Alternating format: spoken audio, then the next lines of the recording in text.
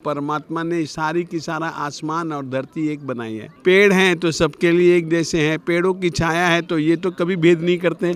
आदमी की ये इनसे सीखना चाहिए भाई। तमाम मज़ाहिब जो है बुनियादी तौर पर तो मोहब्बत का पैगाम देते हैं, डिफरेंसेस ज़रूर हैं। आत्माराम जी की ये 127th एनिवर्सरी थी उस दिन परसों, और वही हमारा मेन मकसद था। जो इतने लोग 18 लोग आए हैं, तो मेन मकसद वो था कि वो इवेंट हम करें। दिल विच आने वास्ते तो वैसे ही आदमी तरसदा है। दिल दी गल दिल ही जाने, कोई थर्मामीटर नहीं बने आज तक। जो हम यहाँ से लेके जा रहे हैं उसका कोई भी आदमी बयान नहीं कर सकता, और डेफिनेटली ये चीज़ हमेशा मरते दम तक ज़िंदगी में दिल में रहने वाली है। अस्सलाम वालेकुम, मेरा डिजिटल के साथ मैं हूं आपका होस्ट आतिफ मलिक जैन। दोस्तों का आज भारत से आए हुए पाकिस्तान में 10वां रोज़ है। हम उनके पास जाएंगे और उनसे कुछ सवालात करेंगे और साथ में ये भी पूछेंगे कि उनका सारा सफ़र कैसा गुजरा, लाहौर में उन्होंने कैसा पाया। आइए मेरे साथ और जानते हैं उन्हीं की ज़बानी। गुरुजी, आपने लाहौर देखा, शाही किला देखा, कैसा आपको फ़ील हुआ, क्या महसूस हुआ?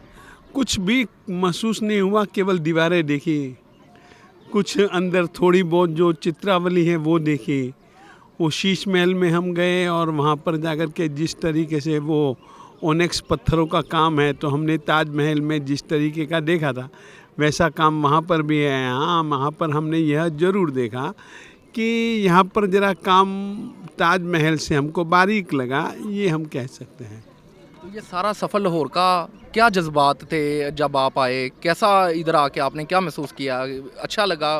कैसा यानी कि प्यार पाया लोगों से? तो लोगों से तो बहुत अच्छा सद्भाव पाया राजा, परंतु देखो बात ऐसी है, 2 मिनट में तो आदमी के मन को क्या हम जानेंगे, क्या परखेंगे। वे हमसे दूर, हम उनसे दूर, बीच में दूसरे लोग, तो वो तो मैं उस विषय में तो देखो मैं झूठ कुछ कहना पसंद नहीं करता हूँ, परंतु मैं यह ज़रूर कहना चाहूँगा कि आदमी जैसे आदमी, महिलाओं जैसी महिलाएं, बच्चों जैसे बच्चे। हाँ ठीक है, थोड़ा सा संस्कृति में भेद है, वेशभूषा थोड़ी सी फ़र्क है, भाषा भी लगभग हिंदी जैसी है। हाँ, उर्दू के शब्द कुछ खास जो हैं उन शब्दों का प्रयोग है, बाकी लगभग ठीक है। यहाँ का खान पान पहरान अलग है, वेशभूषा भी अलग है।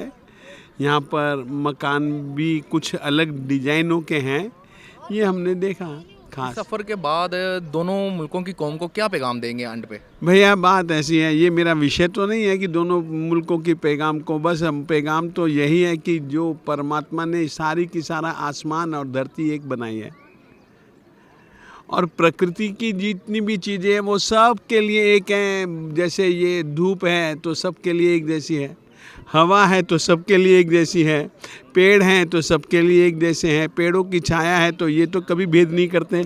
आदमी की ये इनसे सीखना चाहिए भाई। कम से कम आसमान के तले तो अपन एक रहें, पेड़ों के नीचे तो कम से कम अपन एक रहें, धरती पर तो कम से कम अपन एक रहें। मरने के बाद में लड़ें झगड़े फरें कुछ भी करें चलेगा यार, जिंदगी ये क्या है, ये सब बेकार का पचड़ा लगता है। सर मुझे ये बताइए कि लाहौर जिसे पंजाब का दिल भी कहा जाता है, यहाँ आकर आपको कैसा फील हुआ? सर दिल विच आने वास्ते तो वैसे ही आदमी तरसदा है। तो आप सवाल ऐसा पूछ रहे हो, दिल दी गल दिल ही जाने, कोई थर्मामीटर नहीं बने आज तक। क्या ऐसी लोगों से तवक्को रखी थी इधर से कि एक दूसरे मुल्क से आप इधर तशरीफ़ लेकर आए? देखो जी, where there is a will there is always a way. साਡਾ दिल करदा सी ना, तो असी किस तरह भी मशक्कत करके असी इत्थे आए हैं ना, और ਉਹਦੀ चस लै रहे हैं अजे असी, और ਇਹਦਾ जो असी आनंद लै रहे हैं ना, आप पूछ रहे हो उसका मैं कोई वर्ड या कोई जवाब आपको दे नहीं सकता। यानी कि बयान नहीं कर सकते। कोई मैंने दसो कोई थर्मामीटर या कोई ऐसा इंजेक्शन या कोई ऐसी दवाई बनी है जो कि ਇਹਦਾ एनालिसिस कर सकता है?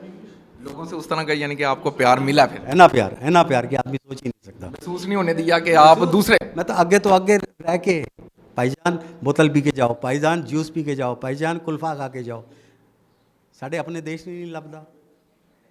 तो ये असी किस तरह बयान कर सकते हैं? तो सर बहुत मुकद्दस जगह मानी जाती है आत्माराम जी की समाधि, आपके लिए बहुत काबिल एहतराम मानी जाती है।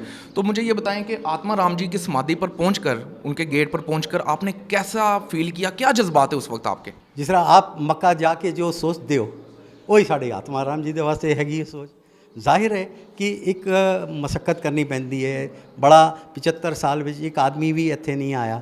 मैनू मौका मिलिया ये सारा सिस्टम बनाने का, प्रोग्राम बनाने का, मैं शुक्रगुजार हाँ शोएब सडल दा, आपदे इदारियां दा, गवर्नमेंट ऑफ पाकिस्तान दा, फॉरेन मिनिस्ट्री दा, रिलीजियस अफेयर्स दा, ATPB दा, सब नू मैं कोआर्ਡੀਨੇਟ करके उन्हां दे कान खोल के उन्हां दी कान दी मैल कट के आवाज़ पहुँचाई है कि भाईजान मेरी इबादत दी जगह हैगी है, मैनू जरा बख्शो, हाँ मैनू मौका दिता जाए।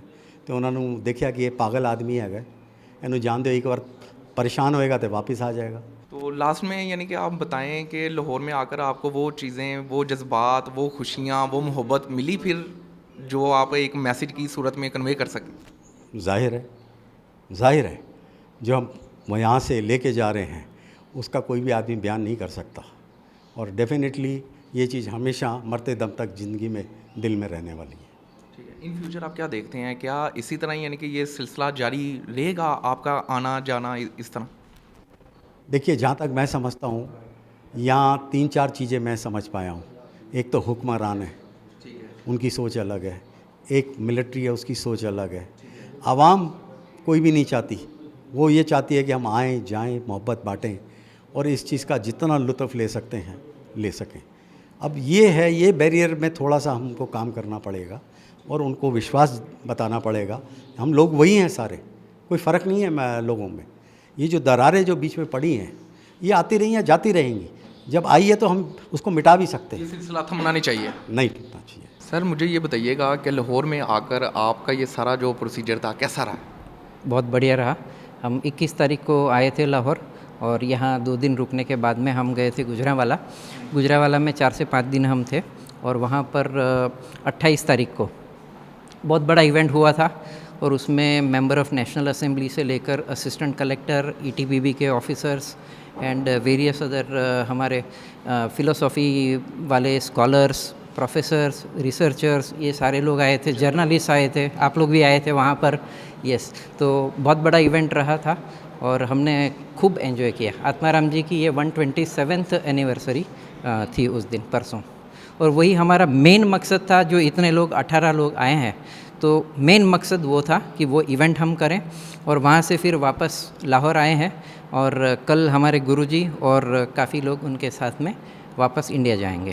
तो सर मुझे ये बताइएगा कि गुजरावाला पहुंचकर आपकी क्या बनवाई थी, क्या फीलिंग्स क्या थी आपकी? पहुँचते ही हमने आई लव गुजरावाला का बोर्ड देखा और हमें सच में ऐसा फील हुआ कि वी लव गुजरावाला। वहाँ के लोग बहुत प्यारे हैं और जैसे यहाँ पर आप लोग कहते हैं ना, लाहौर जिनने लाहौर नहीं देखिया ते जमिया ही नहीं, हाँ, वैसे वहाँ का लोग कहते हैं कि यहाँ का पानी इतना मीठा है कि आपको चाय में शक्कर डालने की ज़रूरत नहीं है। और सच में हमें बहुत प्यार मिला। वहाँ नए दोस्त कुछ बनाए थे, वो लोग ने हमारे लिए इतना कुछ किया, बहुत सारे इंतज़ाम में हमें उन्होंने भी मदद की। तो सर जैसे आपने मिसाल दी कि पानी में पानी पिए तो वो इतना मीठा होता है, शक्कर या किसी मीठे डालने की ज़रूरत नहीं होती, तो क्या ऐसी ही फीलिंग आपको लोगों से भी मिली या पाकिस्तान के आम आवाम से, हम लोगों से मिली है? सभी लोगों से, वहाँ पर गुजरावाला में भी, यहाँ लाहौर में भी, हर जगह लोगों से, जितने भी लोगों से इंटरेक्शन किया, बहुत मज़ा आया।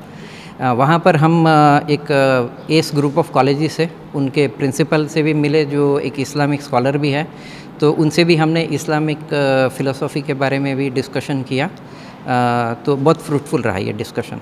विमल शाह साहब मुझे ये बताएं कि जब आप आत्माराम जी की समाधि पर पहुँचे तो आपकी क्या फीलिंग्स थी, क्या जज्बात है उस वक्त? ओके, देखिए आत्माराम जी की समाधि के यूट्यूब पर भी काफ़ी वीडियोज़ अवेलेबल है और मैं पिछले लगभग 3 साल से मैंने यूट्यूब पर जितने भी वीडियोस है पाकिस्तान में जैन मंदिरों के, बार बार मैंने देखे हैं, लगभग कुछ बाकी नहीं है। उसमें आत्माराम जी की समाधि के वीडियोस भी मैं इतनी बार देख चुका हूँ और उनके बारे में तो हिस्ट्री हम जानते ही हैं।